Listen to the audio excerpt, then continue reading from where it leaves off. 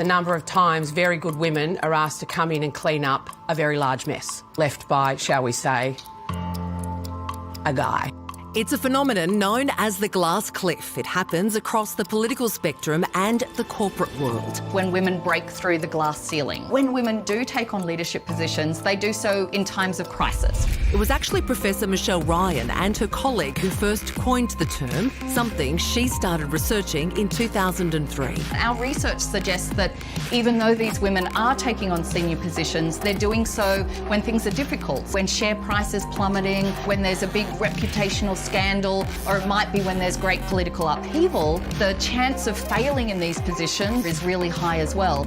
Michelle Bullock has been appointed to resurrect the reputation of the RBA post-Philip Lowe. Big challenges ahead, but looking forward to it. And Vanessa Hudson stepping up to clean up Qantas. I hope she's got a big mop. But statistically, women are as good, if not better, leaders.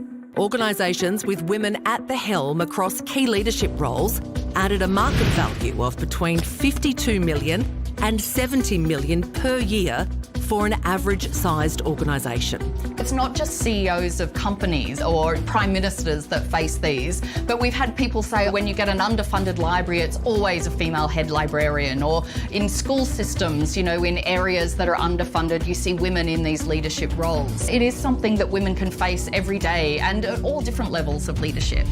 Women break through the glass ceiling only to fall off a glass cliff as their organisation or state or country faces a precipice. Christine Holgate, the new Australia Post boss and the first female CEO in its 200-year history, takes on one of the most difficult roles in the country. It's not just a phenomenon that affects individual women. What the glass cliff also does is reinforce gender stereotypes, that women aren't just very good at leadership. For more junior women coming up, it might actually turn them off seeking leadership positions themselves. Brexit means Brexit, and we're going to make a success of it. So why is the glass cliff still a phenomenon almost 20 years after it was first coined?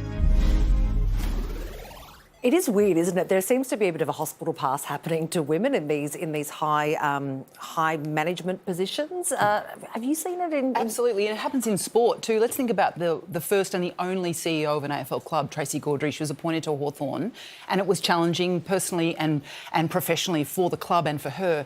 But the board didn't do everything it could to support her. They didn't protect her, make sure she was set up for success, and it all turned to rubbish. And then everyone said, see, we had a woman CEO, didn't work, and there hasn't been one since. We can't do it again. Yeah, I think there were some stats, you know, in the last election, only 2 in 10 female coalition and Labor candidates were actually put into winnable seats as well. Yeah, that's a big issue, especially because with the Labor Party you've got quota systems, but if they're not in winnable seats, then the quota system doesn't flow through to Parliament. That said, Labor have made progress on that front, but it's an issue. I would say one thing though, I reckon Vanessa Hudson, wow, I mean, dealing with that at Qantas, but I would put Michelle Bullock in a different category because I think the RBA, she's not rescuing the RBA, she's taking on after Philip Lowe had to make a lot of decisions people hated, and she might not actually have to make those sort of decisions. She might be getting the good bit of this. So